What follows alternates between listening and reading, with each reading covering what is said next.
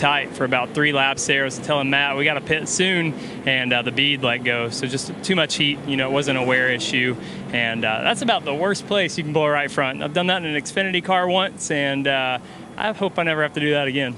An unfortunate result for Trevor Bay, and trying to end the season on a high note. Yeah, Parker, another caution has come out. Now it's Chris Buescher that has hit the wall.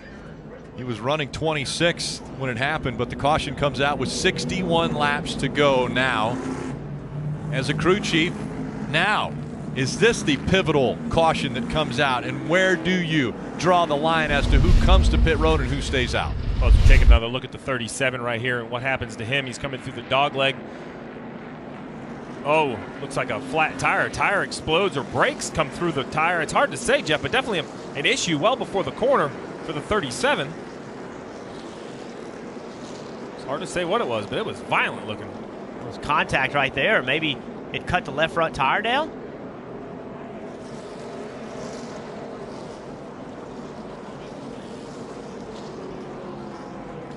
That front safer barrier and the concrete wall. I don't know. In between the safer barrier and the concrete wall, those are styrofoam. I think they're fireproof though. It's in between. It looks like to me. I don't know, unless it moved one of them and dislodged it, but I didn't think they could burn. Well, whatever that is, it is burning. To your point, Rick, about whether you pit or not, though, the problem is these short runs. You don't really have enough laps on your tires, only 13 total, so I think it'd be hard for any of the leaders to pit. That's what we call a slide job. The spotter just said good job. Oh, there wasn't a whole lot he could do that. I don't know what he would have said if he hadn't made it, but that was a good job. Oh, not for long. 41 inside. Wow. Has he cut a tire down, Darrell? Yeah, I didn't see. It didn't look like the right. Now, he's going to try to wait to get to pit road, but he's way up against the wall, and caution waves for Jamie McMurray at lap 158.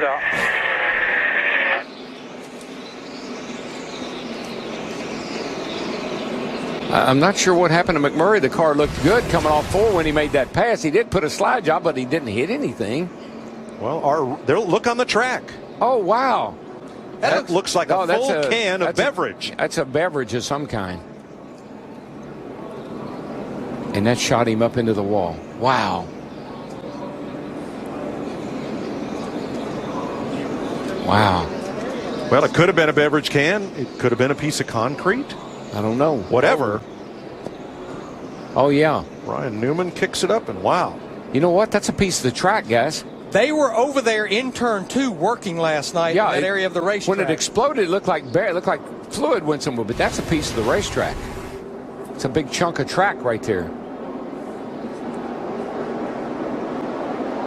Well, we hadn't had the pothole in several years now.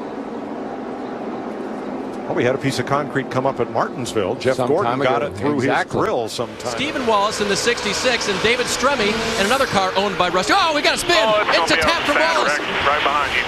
Oh, the big one in turn 1, heavy contact. Cars in the wall. Stephen Wallace heavily damaged. There comes Kyle Krisiloff down. David Rudiman involved.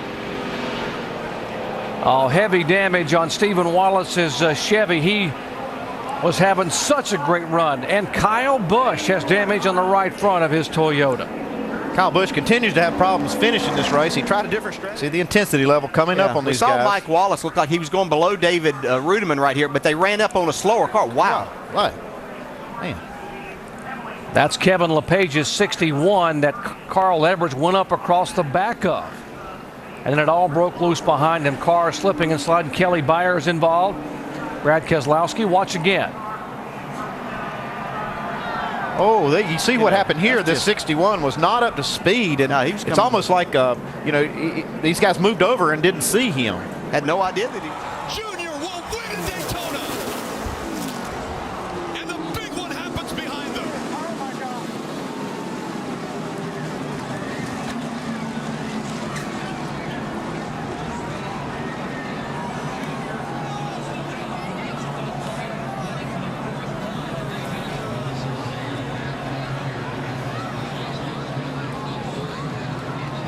Austin Dillon into the catch fence. All the crews getting out to that car to assist these drivers. Thumbs going up from all the crew members and the crowd rolling. There we go. You can see him on the bottom. Rex starts in front. He runs in the back of the 24. Gets up on the 11. Now he's on top of the 50.5. Now it's just along for the ride. Watch the car stop. Watch the car stop. It gets into those poles, and it goes from, I don't know what, 180, 190 miles an hour, I'm just guessing, to a complete stop. That is unbelievable. And it looks like that's 3,500 pounds. That stock car is extremely heavy. You see here, after he's upside down, the 2 is spinning. Obviously, he's already lost control, makes more contact with the 3.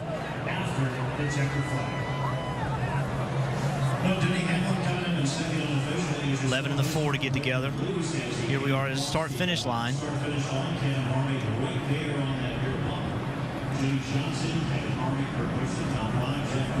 It just pushes the 3 up into the air enough that it rolls over the top of a car. And then that momentum just continues to move him into the catch fence.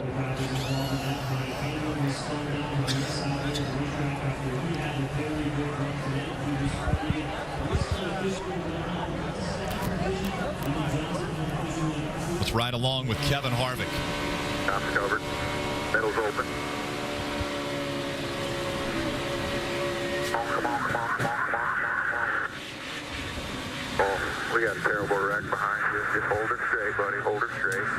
And you heard Kevin Harvick. As much as he wants to get to the start-finish line, as he sees the 11 start to spin, he's out of the gas. It's just line after line of car pushing everyone through there. Take another look at this real time.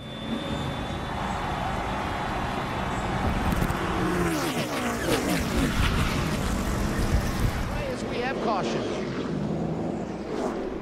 The 85 of Brent Raymer on fire on the front stretch. A lot of damage to the front of that. You see Brent jumping out of that truck. Boy, I'm glad to see Brent get out of that truck. That's Brent coming off of turn number 4. He just caught on fire, just simply caught on fire there. And it looks like it's inside the driver's compartment. Wow. Had to have a fuel line rupture or something like that, Michael. Had to be. Look at all the fire inside that cockpit. And then he hit the wall on top of all that, Phil. 2 and 3 wide just behind him coming out of 4. Oh, Taylor Malson was completely sideways and spinning through the grass. And back out onto the racetrack in front of a few trucks. Oh, Skinner gets clobbered. Skinner gets hit hard down into turn 1. On his side is Mike Skinner, back on the wheels now. He got hit very hard. He was, I'm okay. He got turned around after Malson. Caution lights are going to come on, I believe, when Taylor Malson gets sideways. There's Skinner up ahead. Down on the inside of the 13 of Johnny Sauter. Oh, Sauter pinches him a little bit low. Pinches him into the grass. Now watch this. There's a white truck that clobbers him. Watch this. Right there.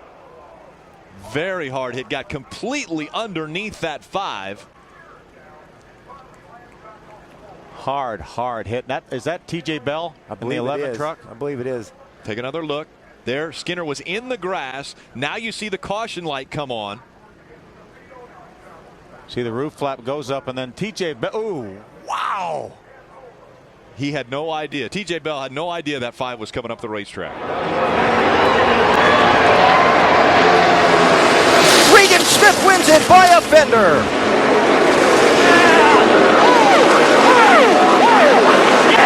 Trouble after the checkered flag. They're crashing down in turn 1. You're right. Walk it down, you're all right. Oh, wow. Ryan Reed into Joe Nemechek hard.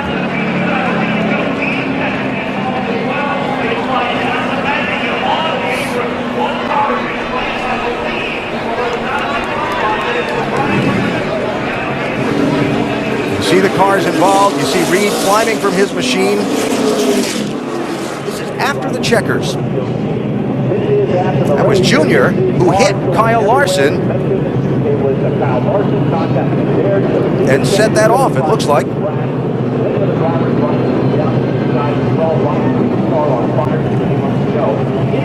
Oh, that's a hard lick right there for Ryan Reed. After you get to the checker flag, you think you've made it. Now this happens. This is a tough one to take.